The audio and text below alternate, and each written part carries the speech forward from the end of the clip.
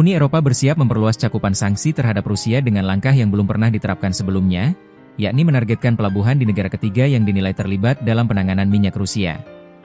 Dalam dokumen proposal terbaru yang ditinjau Reuters dan dipresentasikan kepada negara-negara anggota pada Senin, 9 Februari 2026, dua pelabuhan disebut secara spesifik, yakni Pelabuhan Kulevi di Georgia dan Pelabuhan Karimun di Indonesia.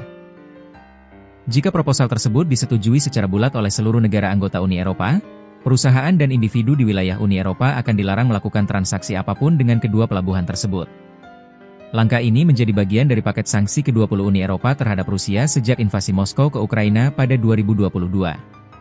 Paket tersebut disusun bersama oleh Dinas Diplomatik Uni Eropa, European External Action Service, EEAS, dan Komisi Eropa. Perubahan pendekatan sanksi energi.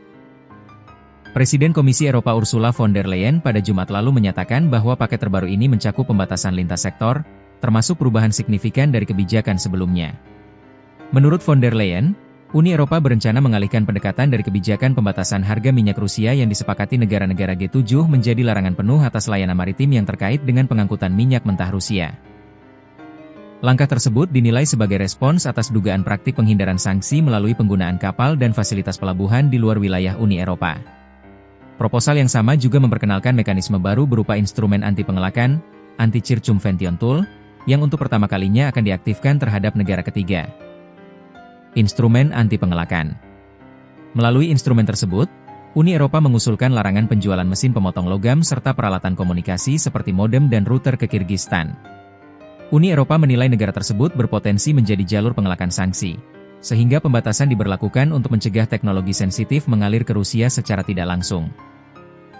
Selain itu, dua bank asal Kirgistan, yakni Kremet dan OJSC Capital Bank of Central Asia, juga diusulkan masuk daftar sanksi karena dinilai menyediakan layanan aset kripto yang dapat dimanfaatkan oleh pihak Rusia. Dalam daftar yang sama, bank-bank di Laos dan Tajikistan turut diusulkan masuk daftar pembatasan. Namun, pada saat yang sama, dua lembaga keuangan asal Cina justru dihapus dari daftar sanksi. Jika disetujui, lembaga-lembaga tersebut akan dilarang melakukan transaksi dengan individu maupun perusahaan di wilayah Uni Eropa. Perluasan ke sektor logam dan komoditas.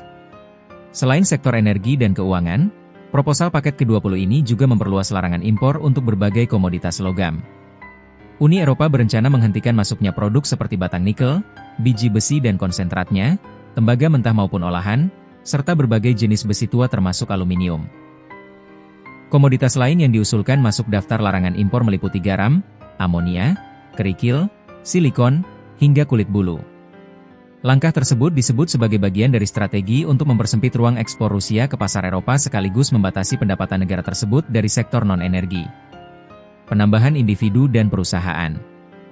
Dalam kerangka sanksi yang sudah mencakup pembekuan aset dan larangan perjalanan, EEAS juga mengusulkan penambahan 30 individu dan 64 perusahaan ke dalam daftar hitam.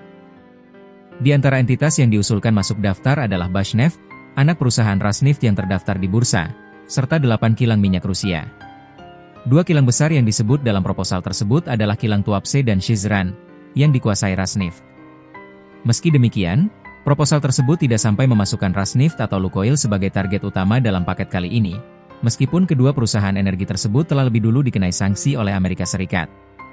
Syarat persetujuan bulat. Seperti paket-paket sebelumnya, penerapan sanksi ini mensyaratkan persetujuan bulat dari seluruh 27 negara anggota Uni Eropa agar dapat diberlakukan secara hukum.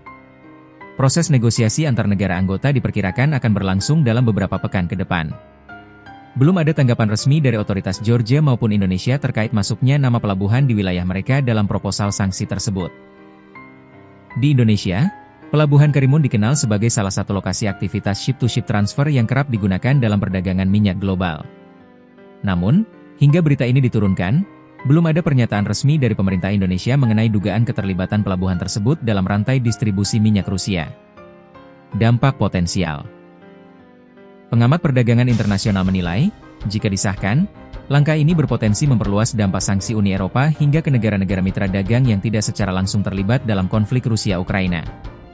Penargetan pelabuhan di negara ketiga dinilai sebagai eskalasi kebijakan yang menunjukkan fokus Uni Eropa pada upaya menutup celah penghindaran sanksi.